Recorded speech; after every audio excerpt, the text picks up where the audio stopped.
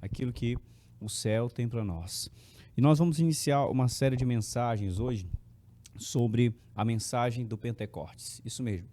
Nós vamos meditar sobre essas preciosas lições que nós podemos encontrar no livro de Atos dos Apóstolos, onde se registra exatamente a experiência da descida do Espírito Santo sobre os seguidores de Jesus, onde ali de fato eles são revestidos de poder para se tornarem poderosas testemunhas que sacudiram o mundo todo. Nós vamos aprender qual é a verdadeira mensagem do Pentecostes e nós vamos entender que de fato é a natureza do Pentecostes, e isso vai nos trazer preciosas lições. Diga-se de passagem, exatamente nessa época que nós vivemos, onde existem tantos movimentos espirituais que se declaram serem de fato pentecostais ou terem o registro do verdadeiro mover do Espírito Santo. Afinal, quando o Espírito de Deus ele opera em nosso meio, o que acontece? Quando o Espírito de Deus age entre os cristãos, o que de fato se evidencia segundo as Escrituras? Hoje, quando você avalia de maneira global os vários movimentos que se dizem cristãos, muitos deles declaram que o Espírito Santo está operando, mas o cristão, quando ele precisa avaliar um verdadeiro mover do Espírito, ele não tem que olhar para fora, ele tem que olhar para dentro. E não apenas para dentro no sentido dele mesmo, mas olhar para dentro das Escrituras, porque é ela que nos dá o verdadeiro respaldo, é ela que nos mostra e nos guia a verdade e nos dá o discernimento para entendermos quando é que de fato o Espírito de Deus está agindo ou não.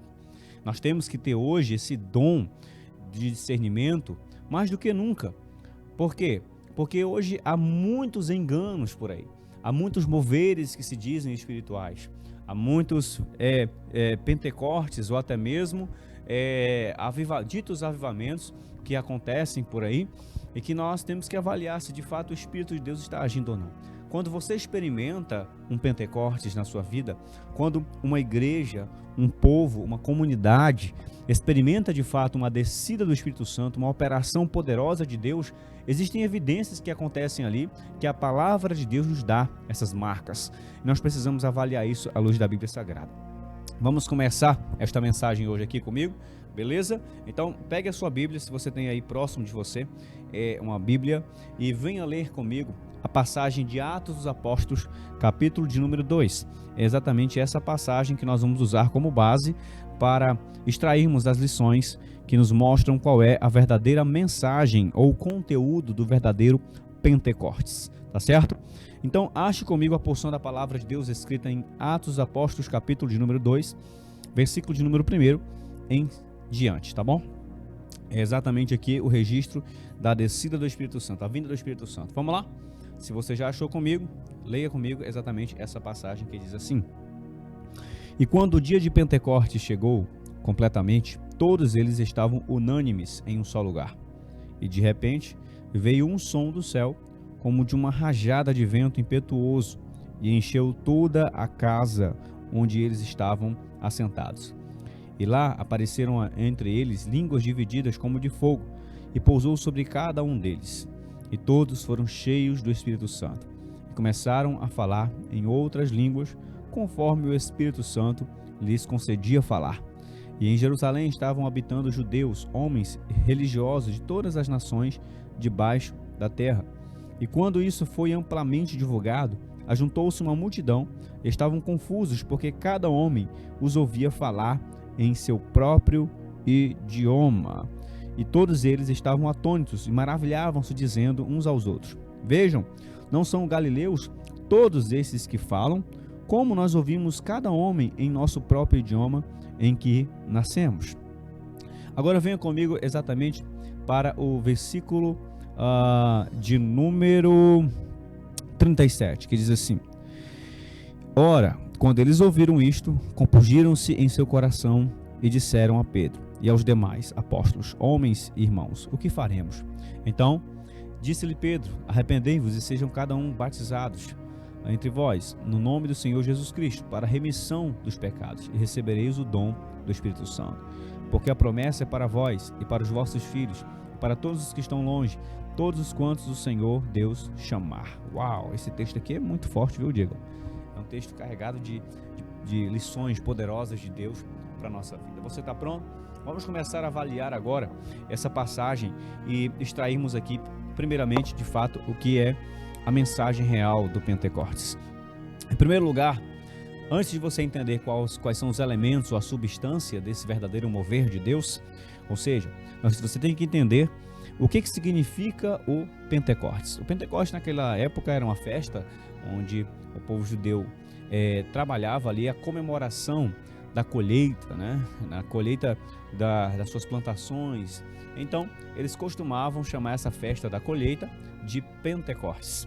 E foi exatamente essa festa que Deus escolheu para fazer com que o seu Espírito descesse sobre os discípulos que estavam ali aguardando a promessa que foi dada por Jesus, para que eles pudessem ficar em oração, todos juntos, unidos, e orando até que o Espírito de Deus pudesse vir sobre eles, para que eles pudessem então serem revestidos de poder e se tornarem poderosas testemunhas na terra.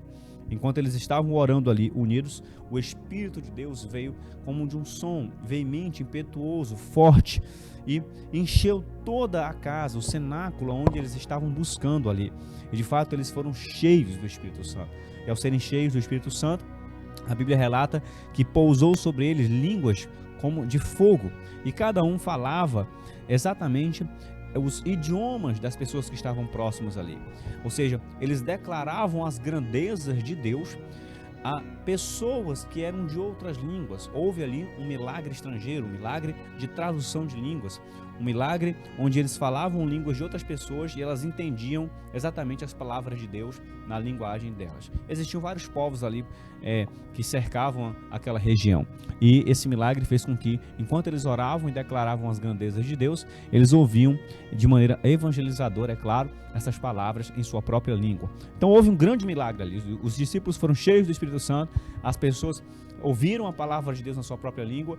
E um detalhe importante é que enquanto estava acontecendo aquilo, algumas pessoas olhavam para os discípulos e diziam assim: eles estão bêbados, eles estão se comportando como se estivessem embriagados. Então é exatamente nesse momento em que Pedro, o apóstolo Pedro, se levanta, assume a liderança e prega poderosamente a mensagem do Evangelho, cheio do Espírito Santo, a todas aquelas pessoas que estavam ali ao redor, de modo com que o coração dessas pessoas se quebra, se compunge, se quebranta, e eles então entram em uma convicção dos seus próprios pecados e buscam saber o que eles deviam fazer para serem salvos. Tamanho o poder da mensagem do apóstolo Pedro, carregada de unção do Espírito Santo.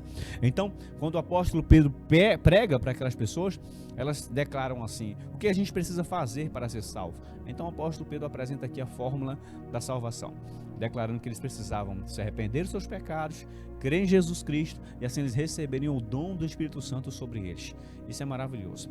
E ali há um grande milagre onde praticamente 3.000 almas são salvas, são convertidas, são alcançadas pelo poder de uma mensagem pentecostal, por o poder de uma mensagem carregada de unção do Espírito Santo. Agora, isso ali tem grandes evidências da ação do Espírito Santo, certo? E é exatamente nessa experiência que eu quero extrair aqui alguns pontos. Quando eu avalio essa passagem bíblica, em primeiro lugar, eu entendo que a mensagem do Pentecostes era uma mensagem de unidade. Por quê? Porque os discípulos estavam exatamente unânimes, unidos, clamando em unidade, e foi exatamente nesse momento, após alguns dias que eles estavam de perseverança em oração, que o Espírito Santo desceu sobre eles. A grande mensagem, em primeiro lugar, que nós aprendemos aqui, é que o Espírito de Deus opera onde há unidade. Não existe verdadeiro Pentecostes que não promova unidade, que não promova verdadeiramente a união entre aqueles que possuem convicções harmônicas no Filho de Deus. Verdadeiramente, o verdadeiro Pentecostes, ele não é um Pentecostes que causa desunião entre o povo de Deus ou divisões. Os homens causam divisões. As divisões são causadas exatamente pelo ego, ou até mesmo pelo orgulho, pela arrogância, ou pelos interesses próprios das pessoas. Mas aonde o Espírito de Deus vem, verdadeiramente isso se promove a unidade entre as pessoas. O verdadeiro Pentecostes promove unidade. Eles estavam em união. Eu quero chamar a sua atenção para um ponto muito importante. Dificilmente o Espírito de Deus irá operar aonde há desunião, onde há falta de unidade. Se não há falta de unidade, se há falta de perdão, se há o alimentar de sentimentos negativos no coração de um de outro, dificilmente o Espírito de Deus pode operar. Existem certas bênçãos celestiais, escute isso, que são bloqueadas na nossa vida exatamente por nós mantermos sentimentos negativos em nosso coração. Quando nós mantemos a falta de perdão, ódio, ou até mesmo rancor, ou sentimentos negativos com relação aos outros, isso pode bloquear a ação do Espírito de Deus, a não ser que você abra o seu coração para que ele quebre o seu ser e arranque isso que você está guardando dentro de você. Então veja bem, é hora de você verdadeiramente deixar-se ser tocado por Deus. Ele só pode tocar aonde você reconhece. Se você reconhecer que existem coisas aí negativas sendo mantidas no seu coração, dentro de você, e verdadeiramente nós, como os seres humanos, temos essa tendência de guardar o rancor, de guardar o ódio, de guardar lixo dentro da nossa alma. Verdadeiramente, se você permitir, o Espírito de Deus vai vir sobre você hoje e vai limpar o seu coração e vai te dar um Pentecostes, onde você vai experimentar de unidade com Deus e com aqueles que estão ao seu redor. Isso vai produzir paz verdadeiramente em seu ser, e você vai entender que as suas guerras precisam ser entregadas a Deus, porque quando você entrega as suas guerras a Deus, elas não são mais suas, elas são deles. Ele triunfa sobre as nossas guerras, ele triunfa sobre as nossas circunstâncias, ele triunfa sobre as nossas lutas e sobre os nossos piores fracassos. Então aproveita e entregue esse problema ao Senhor, entrega essas circunstâncias a Deus, entrega essas guerras na mão daquele que conduz cada passo da sua vida e que mantém cada batida cardíaca do seu coração. Entregue-se ao Senhor e Ele mais fará por você. Então preste bem atenção. Todo verdadeiro Pentecostes, ele produz unidade. O próprio salmista, ao escrever o seu salmo, ele disse assim: quão bom e quão suave é que os irmãos vivam em união, é como óleo que desce pela barba de Arão. É interessante nós observarmos o porquê que o salmista faz a comparação entre unidade e óleo. É como se ele quisesse dizer assim: não existe óleo sem unidade, não existe unção do Espírito sem estarmos unidos. Quanto mais unidade, quanto mais buscarmos unidade, mais será fácil que o Espírito de Deus opere em nosso meio. Quanto mais falta de desunidade, mais contenda, mais briga, mais luta, mais facções, mais divisões em nosso meio, aí haverá dificuldade para o Espírito de Deus operar. Repare bem, será que não há algum tipo de divisão, algum tipo de facção? Será que não há algum tipo de desunião ou falta de unidade que está operando na sua vida e que está bloqueando certas operações do Espírito de Deus? Chegou a hora de você quebrar isso. Chegou a hora de você permitir com que isso saia da sua vida e permita com que Deus opere no seu coração. Diga: Deus, eu não quero viver mais em desunião. Eu não quero mais ser um promovedor de facções, de desuniões. Não, eu quero ser uma pessoa que desfrute de unidade no meio do povo de Deus. Toda pessoa que promove desuniões, ela está dificultando a ação do Espírito de Deus sobre a sua vida. Escute bem isso. Por quê? Porque a mensagem do Pentecostes, ela é uma mensagem de unidade. Veja a diferença. No dia de Pentecostes houve entendimento, né? Mas na Torre de Babel houve desentendimento. Por quê? Porque os homens queriam ser orgulhosos, os homens queriam ser arrogantes, os homens queriam tocar o céu com a força da própria carne. Então Deus confundiu a língua deles. Na Torre de Babel houve uma confusão de línguas, mas no dia de Pentecostes houve um entendimento.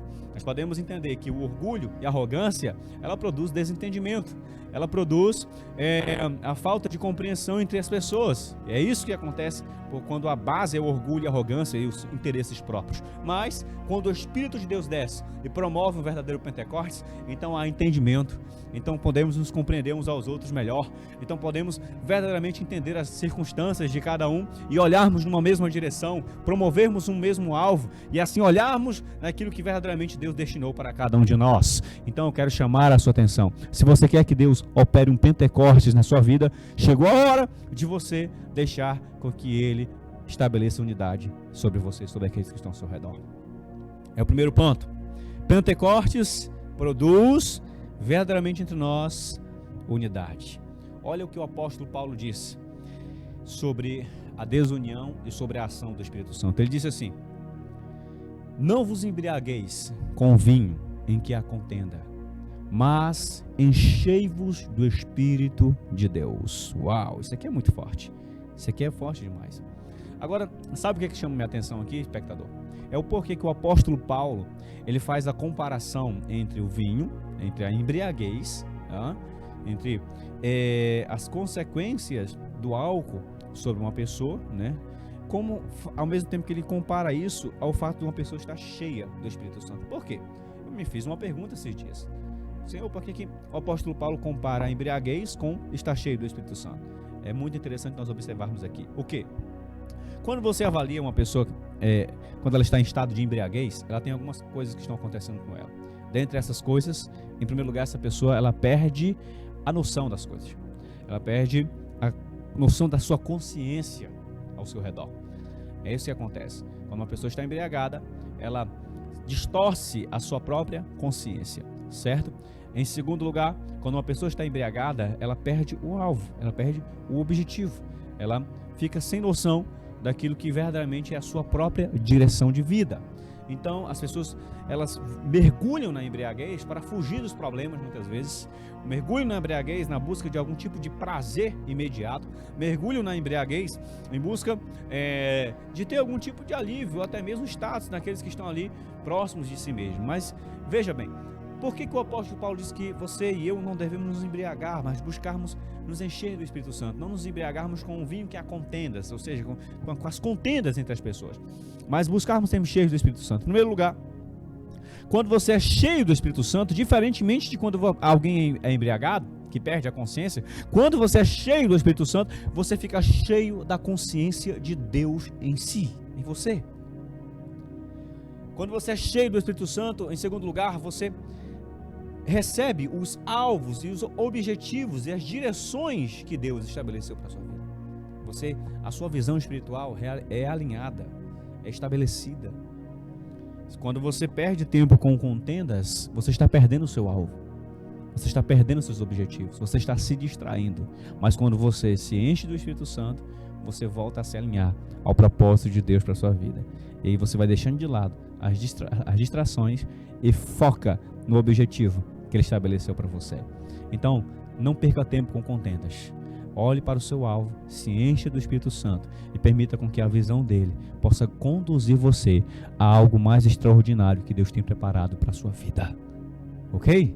Uau, isso aqui é muito interessante. É maravilhoso nós observarmos. Então, veja bem. Se encher do Espírito nos mostra exatamente isso. Quando o Pentecostes está entre nós, né, as visões mesquinhas, puramente humanas, arrogantes e orgulhosas, elas caem por terra. Quando um avivamento acontece verdadeiramente entre nós, veja que os interesses mesquinhos e pequenos, eles são esmagados pela glória de Deus. Ninguém mais se importa ou fica se importando em puxar alguma coisa mais para si.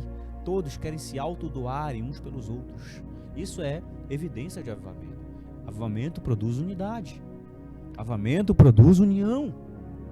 Qualquer tipo de movimento do Espírito Santo, onde se diz ser do Espírito Santo, mas está se acontecendo desuniões e contendas em si, o Espírito de Deus dificilmente está operando. Isso não é nada mais do que explosões emocionais que têm como base o ego e os interesses das pessoas próprias.